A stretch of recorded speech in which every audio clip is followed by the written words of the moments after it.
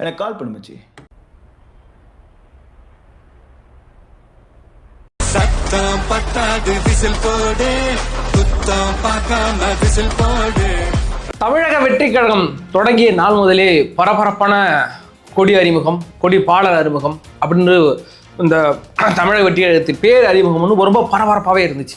இல்லை ஒன்றே ஒன்று மட்டும் தான் பாக்கி இருந்துச்சு. அதை மட்டும் வச்சுட்டிங்கன்னா சிறப்பாக செஞ்சலான்னு காத்திருந்தாங்க. அதாவது தாவேகாவிற்கு சின்னம், என்ன சின்னம் ஒதுக்கப்பட போகிறதுன்னு பெரிய பரபரப்பாக இருந்துச்சு. அந்த பரபரப்புக்கு மத்தியில் தற்போது இந்திய தேர்தல் ஆணையம் ஒரு சின்னத்தை ஒதுக்கி இருக்கு. அதுதான் இன்னைக்கு ட்ரெண்டு. சமூக வலைதளங்கள் முழுக்க இவங்க படுத்துகிற பாடு இருக்கு. இந்த அனில் குரூப்பு மோடு வந்து ஆக்டிவேட் பண்ணி விட்டாங்க.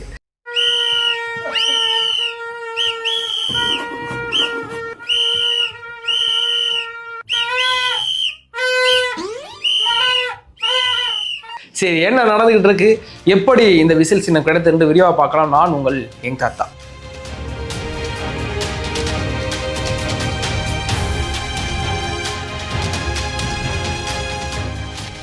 தமிழக வெற்றி கழகம் என்ன பண்ணுச்சுன்னா, சில மாதங்களுக்கு முன்னாடி எனக்கு இந்தந்த சின்னம்லாம் வேணும் அப்படின்னு ஒரு 10 சின்னத்தை செலக்ட் பண்ணி இதில் எனக்கு இந்த சின்னங்களில் ஏதாச்சும் ஒன்று ஒதுக்குங்க அப்படின்னு சொல்லிச்சு. அதில் பிரதான சின்னமாக இருந்தது விஜய் அவர்களின் விருப்பப்பட்ட ஒரு சின்னம் அப்படின்னா விசில் சின்னம். அதுக்கு பிறகு மடிக்கணினி, ஆட்டோ, உருளை, இந்த ரோடு உருளை, அது மாதிரி சின்னங்கள்லாம் இருந்துச்சு.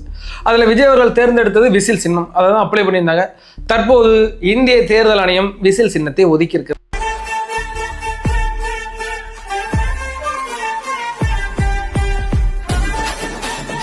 அதை இன்னைக்கு பெரிய அளவில் கொண்டாடிக்கிட்டு இருக்காங்க ஒரு குரூப்னு வச்சுக்கிறேன். அதுபோக தமிழக வெற்றி கழகத்தின் பொதுச் செயலாளர் இன்னைக்கு ஒரே புதுகாலம் தான். அந்த மனுஷன் இப்படி சந்தோஷமா இருந்தால் நான் பார்த்ததே இல்லை.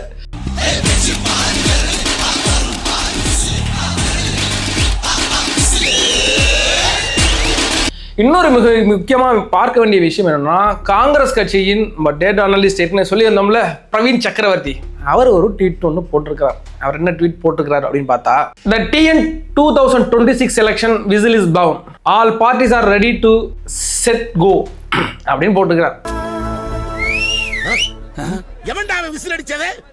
நம்மளை விட எவனை ஹாப்பியா இருக்கா மாப்பிள்ள? நம்ம சங்கத்து உறுப்பினராக தான்டா இருக்கும். அதாவது வர இருக்கின்ற 2026 எலெக்ஷன் இந்த விசிலை சுற்றி தான் இருக்க போகுதுன்னு காங்கிரஸ் கட்சியோடைய டேட்டா அனலிஸ்டும் வியூக வகுப்பாளருமான பிரவீன் சக்கரவர்த்தி போட்டிருக்கிறார். என்னையா ஓவரா பேசுறான தவிர பாம்ப வெளியே வர மாட்டேங்கிறானையா.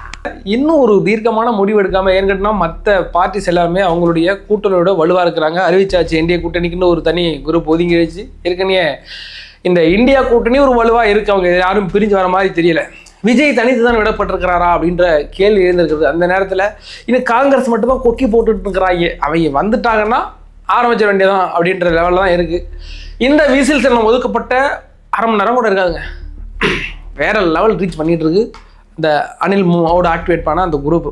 அதாவது தமிழக வெற்றி கழகத்தின் விர்ச்சுவல் வாரியர்ஸ் மூளை முடுக்கெல்லாம் கொண்டு சேர்த்துக்கிட்டு இருக்காங்க.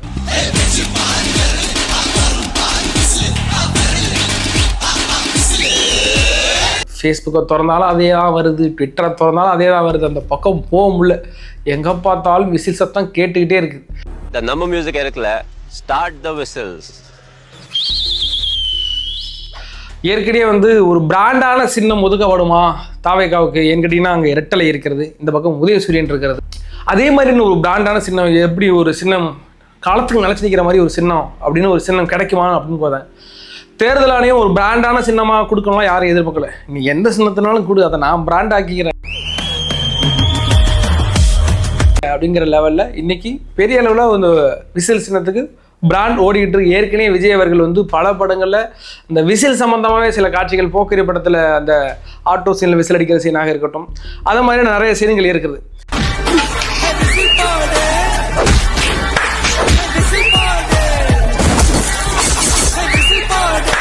இன்னைக்கு எந்த ஒரு போட்டி நடந்தாலும் ஏன் விசில் அடித்து ஸ்டார்ட் பண்ணுறாங்க, அது ஒரு வெற்றி பாதையை நோக்கியான பயணம் அப்படிங்கிற மாதிரி சிலர் பேசிக்கிட்டு இருக்காங்க. அது கூட எந்த ஒரு வெற்றிக்கும் முதல் படியாக விசில் அடித்து நான் ஸ்டார்ட் பண்ணுவாங்க. அப்படி நாங்கள் ஸ்டார்ட் பண்ணுறேன்டா, ஏன்னா புதுசாக உருட்டுன்னு பார்க்குறீங்க, இத்தனாலும் நீங்கள் உருட்டிகிட்டு இல்லை, சூரியன் இல்லாமல் நீங்கள் வாழ முடியுமா, என்னென்ன குரூப் இயற்கை இல்லாமல் உன்னால் வாழ முடியுமான்னு உருட்டிட்டு இல்லை, நாங்கள் உருட்டுறோம் நீ கேளுயா.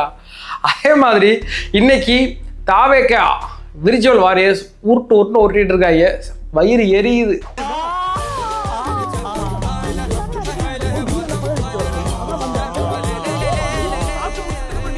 டிஎம்கே ஐடி விங்ஸ் குரூப்பெல்லாம் தன்னோட இன்னொரு ஐடி விங் அணிக்கு வந்து தூது விட்டுக்கிட்டு இருக்கிறாங்க. அவங்கெல்லாம் பார்த்தா பாவமா இருக்கு. காணும், ஆளையே காணும்.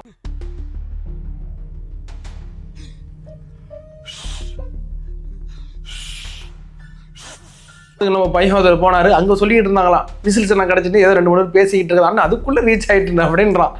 அந்த அளவுக்கு பெரிய அளவில் ரீச் கொடுத்துட்டு இந்த விசில் சின்னத்தை வச்சுக்கிட்டு விஜய் அவர்கள் தன்னுடைய பயணத்தை ஸ்டார்ட் பண்ணிட்டார்.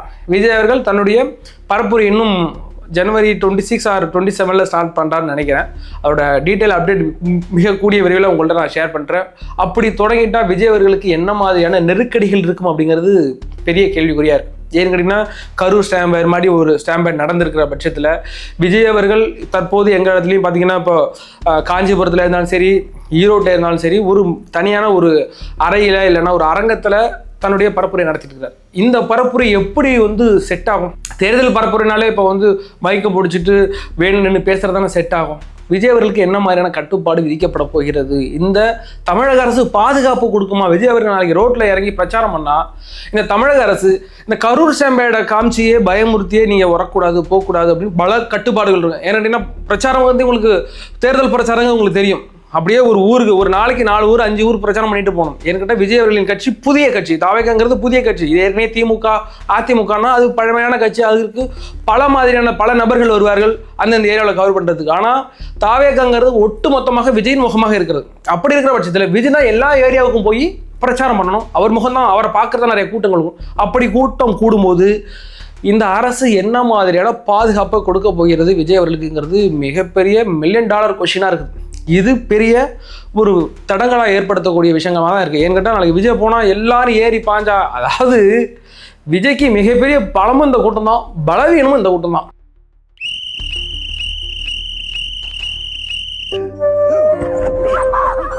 எந்த விஜயை பார்த்து பயப்படுது ஒட்டுமொத்த தமிழக அரசியல் கட்சிகளும் அப்படின்னா அது இந்த கூட்டத்தை பார்த்தான். மற்ற கட்சி ஏதாச்சும் ஒரு மீட்டிங் நடத்த வரையினா கூட்டத்தை காசு கொடுத்து கூட்டுறாங்க. 300 தரேன், 400 தரேன், பிரியாணி தரேன், கோட்டர் தரேன், சீரை தரேன், காசு கொடுத்து கூட்டிக்கிட்டு இருக்கு. விஜய் அவர்கள் ஒரு கூட்டம் நடத்துகிறாருன்னா கர்ப்பிணி பெண்கள் வர வேண்டாம், வயதானவர்கள் வர வேண்டாம், உடல்நிலை சரியில்லாதவர்கள் வர வேண்டாம், சிறுவர்கள் வர வேண்டாம்னு நாளே அறிக்கை விடுறாரு, யாரும் நீங்கள் வராதீங்கன்னு. அந்த அளவுக்கு கூட்டம் கட்டுக்கணக்காமல் போயிட்டு இருக்கு. அப்படி இந்த கூட்டம் விஜய் அவர்களுக்கு மிகப்பெரிய தலைவலியாக வரப்போகுது 2026. எந்த இடத்துல ரோட்டில் இறங்கி விஜய் அவர்கள் பிரச்சாரம் பண்ணாலும் அங்கு பாதுகாப்பு குறைபாடுகள் இருக்கும். இதை வச்சு மீடியா விஜய் கூட்டத்தில் இப்படியா அவங்க வேலையை அவங்க ஆரம்பிச்சாங்க வச்சுங்களேன். இந்த 2026 எலெக்ஷனில் விஜய் ஒரு வேளை நல்லபடியாக பேசி முடிச்சுட்டு அந்த மனுஷன் வீடு போய் சேரத்துக்குள்ளே கண்டமாயிடுவார். அப்படிப்பட்ட பாதுகாப்பு குறைபாடுகள் இருக்க தான் செய்யுது. ஏன்னா ஒட்டுமொத்தமாக நம்ம அரசை மட்டும் குறை சொல்ல முடியாதுல்ல, அவங்களுக்கு பாதுகாப்பு கொடுக்கணும்ல. ஏன்னாட்டா தமிழ்நாட்டை ஒரு விஜய் அவர்கள் கூட்டம் நடத்த வராருன்னா ஒரு குறைஞ்சபட்சம் ஏற்கனவே 500 போலீஸை போட்டு இவ்வளோ பெரிய ஒரு சம்பவத்துக்கு ஆளானது தமிழக அரசு, ஒரு இடிச்சொலுக்கு ஆளானது. அதனால அவங்க எப்படி ஒரு 1500-2000 பேர் போலீஸோடய தான் இருப்பாங்க. ஒரு ஊரில் இந்த ஊரில் ஒரு 2500, அடுத்த 1 மணி நேரத்தில் அடுத்த ஏரியாவுக்கு போகணும், அங்கே ஒரு 2500 பேர். இப்படியாக விஜய் அவர்கள் இந்த 2026 எலெக்ஷனில் பரப்புரை எப்படி செய்ய போகிறார் அப்படிங்கிறதே எல்லாருக்கும் ஒரு கேள்விக்குறியாகவே இருக்கிறது. வியப்பாக இருக்குது, இந்த மனுஷன் என்ன தான் பண்ண போகிறான்னு. அதுக்கு மிக முக்கிய காரணம் இதே அனில், இந்த விர்ச்சுவல் வாரியர்ஸ் அவங்கள பார்த்தா தான் அவர் பயப்படுறாரு. எங்கள் அண்ணன் எங்களை பார்த்தாண்டா பயப்படுறாரு லெவலுக்கு. விஜய் அவர்களின் விர்ச்சுவல் வாரியர்ஸே அவர்களுக்கு ஒரு பிரச்சனையாக இருக்கிறது உண்மைதான். ஆகமத்தில் தாவேகாவிற்கு விசில் சின்னம் கிடைக்கப்பட்டிருக்கிறது. அந்த விசில் சின்னத்தை மூளை முடுக்கெல்லாம் அந்த குரூப், அந்த பசங்க, அந்த விர்ச்சுவல் வாரியர்ஸ் கொண்ட சேர்த்துருவாங்க. அதில் எந்த ஒரு இது கிடையாது. அரை மணி நேரத்துலேயே எங்கே பார்த்தாலும் உலகம் முழுக்க சென்றுடுச்சு. என்கிட்ட இன்னைக்கு நார்த் இந்தியா மீடியா எடுத்து வச்சு பெருசாக இன்னைக்கு அதை பேசிக்கிட்டு இருக்காங்க. ஏன்னா வேற எந்த ஒரு கட்சிக்கு கிடைச்சாலும் அந்த அளவுக்கு பெருசாக பேச மாட்டாங்க. ஆனால் விஜய்க்கு கிடைச்சிக்கவுமே பெரிய அளவில் இன்னைக்கு ஒரு பேசப்படுகிறது. அந்த அளவுக்கு பிரபலமாக அடைஞ்சிட்டு ஒரு 1 மணி நேரத்துக்குள்ளேயே மிக பிரபலமாகிட்டு இந்த விசில் சின்னம். இந்த விசில் சின்னத்தை வைத்துக்கொண்டு விஜய் அவர்கள் 2026 எலெக்ஷனில் எத்தனை கட்சிக்கு சங்கு ஊதப் போகிறார் அப்படிங்கிறதா $1 million கொஸ்டினாக இருக்குது. ஏன்னு கேட்டிங்கன்னா விஜய் அவர்கள் வந்ததுமே பல கட்சிகள் நடுக்கம் கண்டது. ஏன்னா அவங்களுடைய வாக்கு பறிபோகுண்டு. ஏன்னா பெரிய அளவில் இளைஞர் பட்டாளத்தை வைத்திருந்த நாம் தமிழர் கட்சி அது ஒரு உடப்புழுந்து போயிடுச்சு. அதில் ஒன்றுமே இல்லை. எவனை கேட்டாலும் இங்கே இருக்கிறான் தாவேக்காக வந்துட்டாங்கிறாங்க. அதுபோக விசிகா மாதிரியான பெரிய அளவில் இளைஞர்கள் வச்சிருந்த கட்சியோ அந்த நபர்களும் இங்கே வந்து சேர்ந்துட்டாங்க பட்சத்தில் அதிமுக ஓட்டு உடையுது, திமுக ஓட்டுன்னு மொத்த ஓட்டையும் உடைச்சி வச்சிருக்கிறாரு. இந்த விசில் சின்னத்தை வைத்து 2026 எலெக்ஷனில் விஜய் எத்தனை கட்சிக்கு சங்கு ஊதுறாருன்னு 2026 எலெக்ஷனில் தான் நம்ம பார்க்க முடியும். சரி, வேற ஒரு வீடியோவில் உங்களை சந்திக்கும் வரை உங்களிடம் விடைபெறுவது நான் யங் தாத்தா.